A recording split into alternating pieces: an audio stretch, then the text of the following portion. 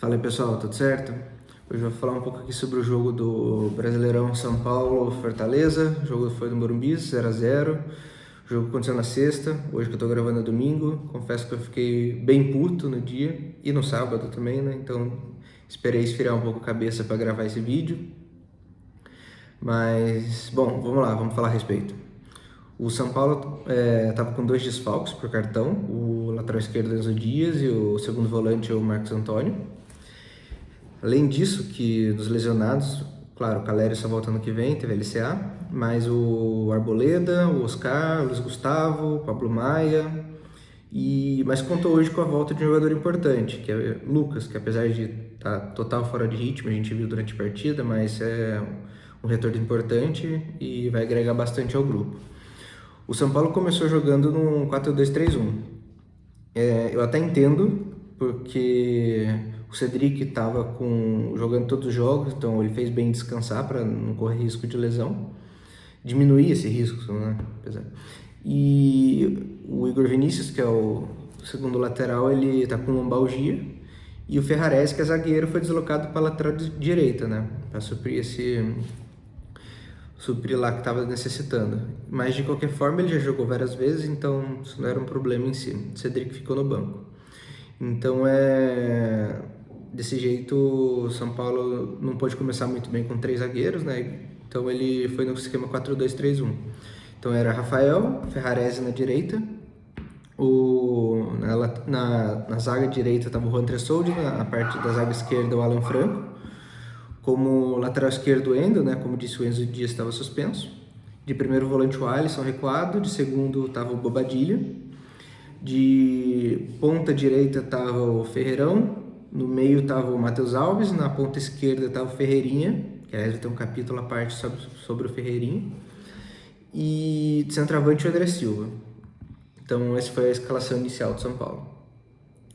No começo do jogo, o São Paulo ele estava perdendo muita bola boba no ataque, tentando entrar na zaga bem sólida do Fortaleza, só que essas bolas bobas geravam contra-ataques muito perigosos para o São Paulo. Um deles logo aos 8 minutos, quando o Breno Lopes recebeu um lançamento e correu na cara do gol.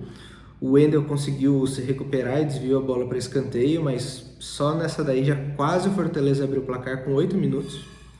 E o Fortaleza toda vez tinha vários contra-ataques. Então o São Paulo foi muito mal no primeiro tempo. O Fortaleza merecia ter feito 1-0 no primeiro tempo. Então não aconteceu porque é coisa de futebol, né? Não foi muito eficaz. Acho que a única chance que nem foi uma chance muito clara de gol foi a falta do Alisson, que ainda passou longe. Então o São Paulo no primeiro tempo deixou muito a desejar. E, como eu disse, merecia sair perdendo por 1-0, mas não saiu. No segundo tempo, o São Paulo o Zubeldia arrumou um pouco a casa, a defesa principalmente, e logo com 1 minuto de jogo, o Ferreirão teve uma oportunidade, ele ficou cara a cara com o goleiro, saiu, e ele errou os chutes, mas aqueles chutes que você não pode perder, era ele e o goleiro. Ele podia... Aquele momento é o momento que todo atacante quer ter. Como dizia o Ronaldo, é o momento que os atacantes mais gostam, é o momento que ele mais gostava quando jogava bola. Ele podia driblar o goleiro para a direita, podia driblar o goleiro para a esquerda, ele podia chutar no qualquer ângulo que ele quisesse. Poxa, errar aquele gol sangra os olhos, mas de qualquer forma o Ferreira ainda é jovem, moleque, e tem muito ainda de aprendizado. É um bom jogador, então não vamos crucificar ele, mas perder um gol desse eu já fiquei um pouco irritado ali naquele momento. E logo depois o São Paulo teve outra chance, acho que aos 15 minutos, que o André Silva fez o pivô na jogada e tocou para o Ferreirinha, esse jogador mais experiente, também sair cara a cara com o goleiro. E a mesma coisa que se aplica ao Ferreirão, se aplica ao Ferreirinha. Ele podia fazer 1000 coisas, e não sei se ele quis cavar um pênalti para tentar expulsar o goleiro e ficar na vantagem, mas agora com aquela regra de não ter dupla punição, então se for pênalti, vai ser cartão amarelo para o goleiro, então não foi inteligente da parte dele, ele podia simplesmente ter feito o gol. E no caso ele ainda foi um pênalti bem assim interpretativo, eu particularmente não daria o pênalti, mas o juiz deu. Então inclusive o VAR não pode interferir em lance interpretativo, que é o lance que o juiz deu. Mas E o Ferreirinha, além de tudo, ele pega a bola para bater. Então muita gente ficou especulando ali, poxa, será que ele tá querendo... Ele pegou a bola para bater pênalti, porque ele nunca bate, por conta da aposta com o Neto, que falou que se ele fizer 10 gols aparece de tanguinha ao vivo. Olha, não sei, mas não quero acreditar nisso. Os batedores oficiais de São Paulo não estavam em campo. O Lucas, que é o batedor oficial, ele entrou momentos depois desse pênalti. O Oscar tá lesionado. O Caleri está lesionado, o Luiz Gustavo lesionado, o Igor Vinícius lesionado, são todos esses jogadores que normalmente batem pênalti. Eu nunca vi o Ferreirinha bater um pênalti em decisão de pênaltis. Então, não sei se ele estava confiante no momento, por conta da fase que está vivendo, e não tinha um batedor oficial lá em campo. O André Silva bate pênalti bem. Sim, ele bateu um pênalti e fez um gol, mas também nas cobranças de pênaltis anteriores, se vocês pararem para pensar, não era ele que ia bater pênalti quando tinha disputa de pênaltis. Então, a verdade é que o São Paulo está carente disso. Inclusive, normalmente quando acontece um pênalti, já fala, pô, vai errar, nem vai ser gol. Então já tenho essa expectativa. E dito e feito, o Ferreirinha pegou e errou o pênalti. E ele desperdiçou não só a chance cara a cara com o goleiro, quanto o pênalti. Poxa, aí fica difícil, né? Mas, de qualquer jeito, o São Paulo teve outras boas chances no segundo tempo. Acho que no segundo tempo, 2 chances cara a cara. Então, se falar, o placar moral do primeiro tempo era estar perdendo por 1-0. Sim, no segundo era para ter feito 2 gols, então 2-1. Mas, como eu disse antes, futebol também não é feito disso, né? Isso é mais na eficácia. Então, não aconteceram, 0-0. E teve algumas substituições tanto no São Paulo quanto no Fortaleza, né? No São Paulo, aos 19 saíram o Ferreirinha e o Matheus Alves. No lugar entraram o Lucas e o Luciano, né?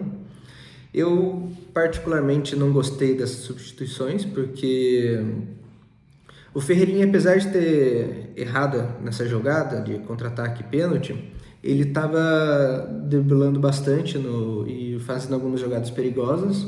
Então, não sei se foi para parte de cansaço, mas se não foi, eu deixaria o Ferreirinha, tiraria o Matheus Alves e colocaria o Lucas pelo meio. O Lucas já jogou várias vezes pelo meio e o Matheus Alves realmente não estava bem, então ficaria Ferreirinha, Lucas no meio e Ferreirão na ponta.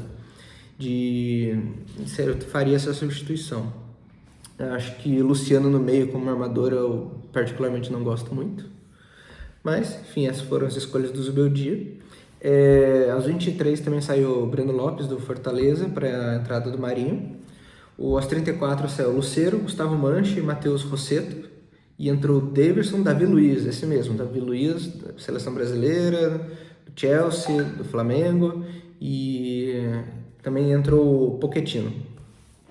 Aos 38, o Zubeldia tirou o Ferreirão e colocou o Rian Francisco.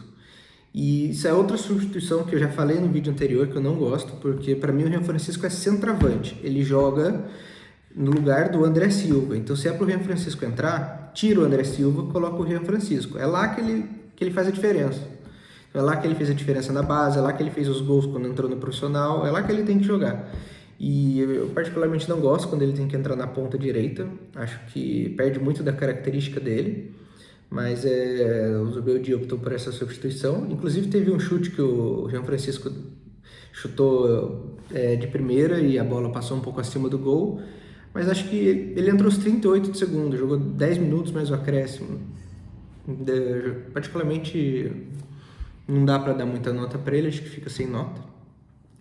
E acho que teve cartão amarelo para 2 jogadores, acho que teve Bobadilla e Lucas Ferreira. O Lucas Ferreira ele parou um contra-ataque e não sei se foi ele ou Bobadilla, mas enfim. E o Fortaleza teve cartão amarelo pro goleiro na hora do pênalti e teve também cartão amarelo pro Gustavo Mancha. Então foi isso.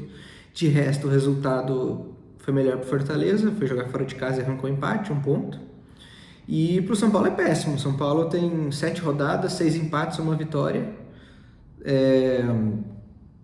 Empatar nunca é bom, era preferível perder e conseguir a vitória, porque empate no critério de desempate é quem mais tem vitória, né? Quem mais tem empate. Então ele fica para trás com qualquer pessoa que... qualquer time que ele for ser comparado na tabela, ele sempre vai ficar atrás porque tem mais empate, ele tem menos vitória do que os outros. Mas acho que o time ainda está invicto, ok, mas não está ganhando, né? E no Brasileiro ele precisa dar um jeito de ganhar, até porque o próximo jogo é Palmeiras, gramado sintético, no Allianz. O Lucas, que voltou hoje, provavelmente vai ser poupado. Eu imagino que alguns jogadores vão ser poupados também, até por conta do gramado sintético. Aí, dependendo dos resultados dessa rodada e da próxima, o São Paulo pode parar perto ou na zona do rebaixamento. Então, tem que ficar de olho, porque o São Paulo não está com uma boa pontuação e esse ano é um ano de reconstrução financeira, não vão chegar grandes contratações no meio do ano. Então, acho que o São Paulo tem que ficar bem esperto com isso. Jogo na Libertadores agora de terça-feira contra o Aliança Lima. Se o São Paulo ganhar, ele disputa a primeira colocação geral. Acho que muito difícil passar o Palmeiras, mas pelo menos ficaria em segundo da Libertadores. Mas o empate é um bom resultado. Então o empate contra o Aliança Lima e depois 2 vitórias no Morumbi já garantem a primeira colocação do grupo. Então isso já seria bem importante. Demais é isso. Agradeço, por favor curtam, isso ajuda bastante, se inscrevam no canal, compartilhem, comentem, que também ajuda bastante, eu respondo os comentários, e acho que é isso. Obrigadão aí, valeu, tchau, tchau.